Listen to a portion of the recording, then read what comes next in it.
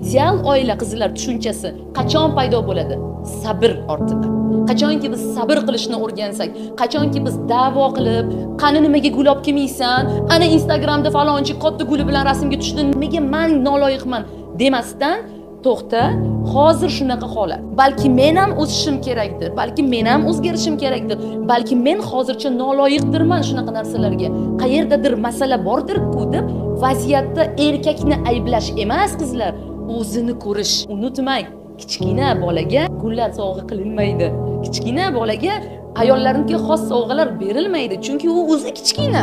Va siz eringizga qanchalik ko'p kichkina bola bo'lib berib, menga kerak emas, qo'ying, pulingiz ketmasin. Voy, men tushunmayman, gullarga nimaga odamlar pulini xarajat qilar ekan degan tushuncha bilan yashaganingiz sari siz turmush o'rtog'ingizga menga hech narsa qilishing kerak emas, chunki men hali o'smadim, men hali ayol emasman degan signalni berib qo'yishingiz mumkin.